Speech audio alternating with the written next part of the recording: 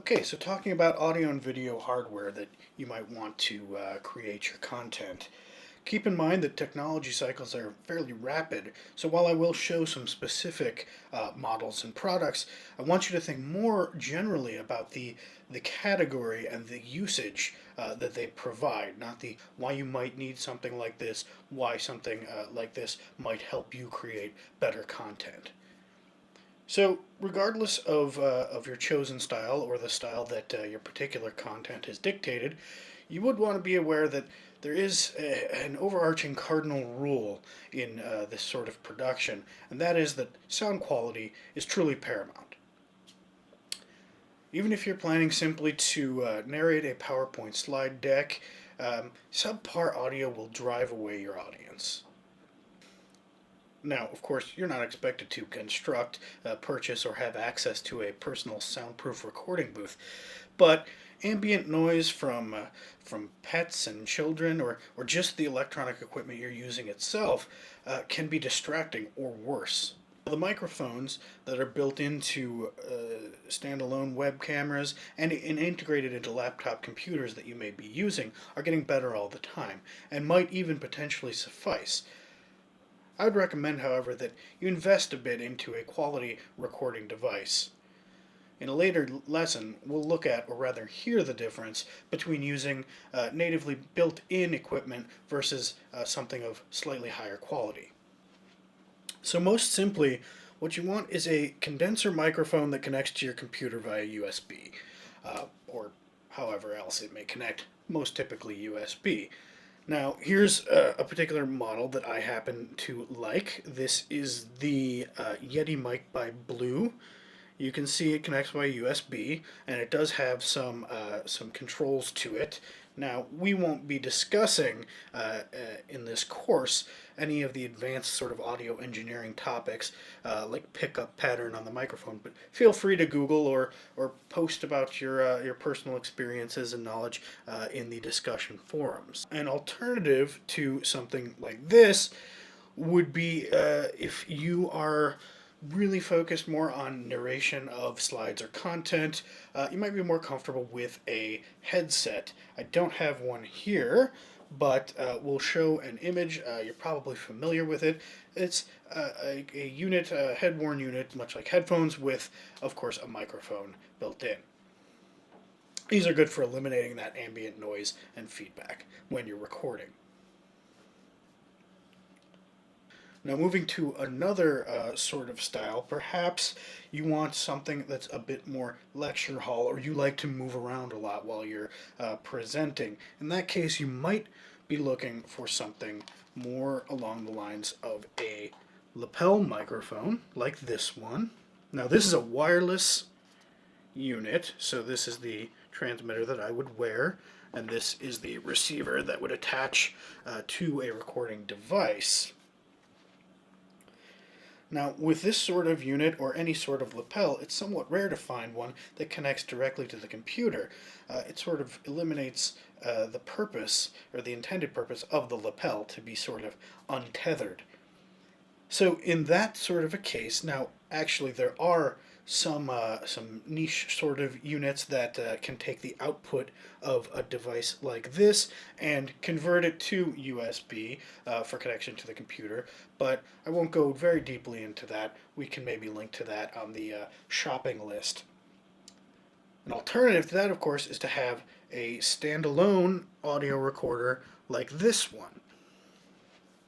Now you can see this could record without any sort of input from a microphone. It has its own mics, which are very good, but if we're looking at this lapel, the output can be connected as such, and now this can sit and record my audio as I broadcast it from the transmitter.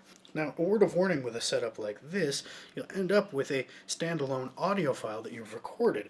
If you're looking to sync that up with some sort of content, maybe a slide deck again, that can be fairly easily done, particularly using some of the tools we'll talk about in the creating content section.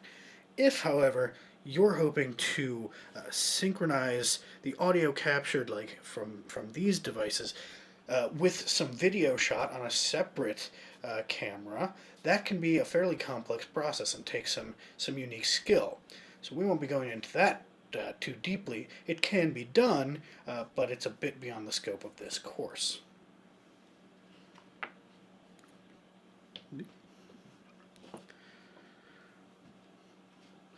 So let's talk about video for a second. The concept here would be a webcam. Now, again, if you have, say, a laptop computer, the webcams that are built into many consumer-grade laptops today are very good. The issue being difficulty of controlling sort of the shot. They're built into the screen typically, and so you may end up looking down into it, or certainly it will be clear that you are speaking into a built-in laptop webcam. So to combat that, I really recommend having a standalone sort of webcam. Here's a couple of examples, and we'll put a couple into the shopping list as well. I really like one by Logitech. I think it's the C920.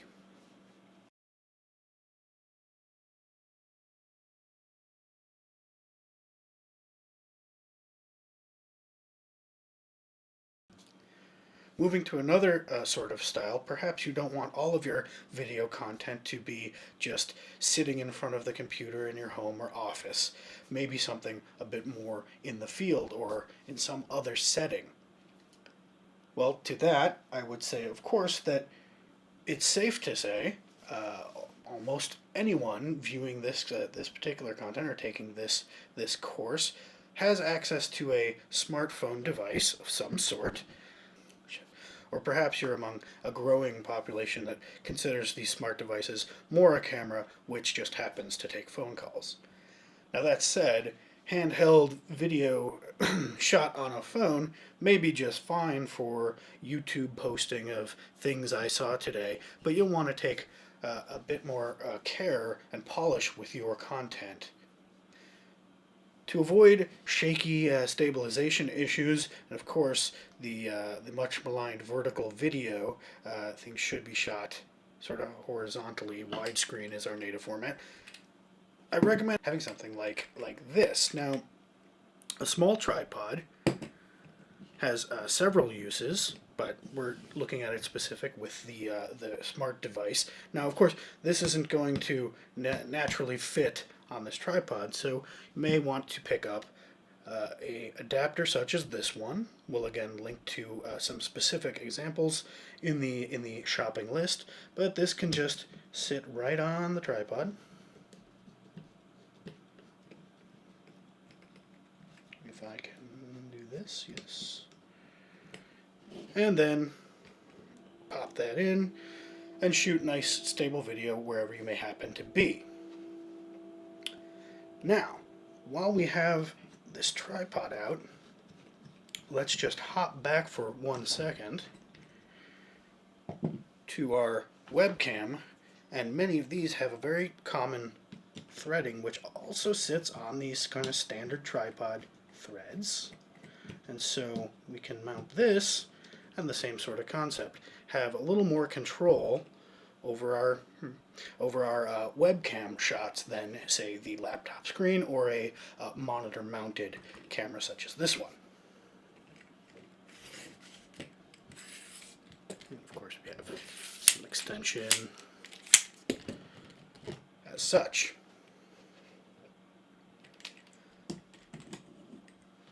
Okay. So stepping up a bit in the video world from there, and you may have access to one already, but this would be the world of the camcorder or perhaps DSLR camera, still camera that also shoots video. There are numerous good options in the consumer or prosumer world. We're not going to look at any, but I'll list a few in the shopping list.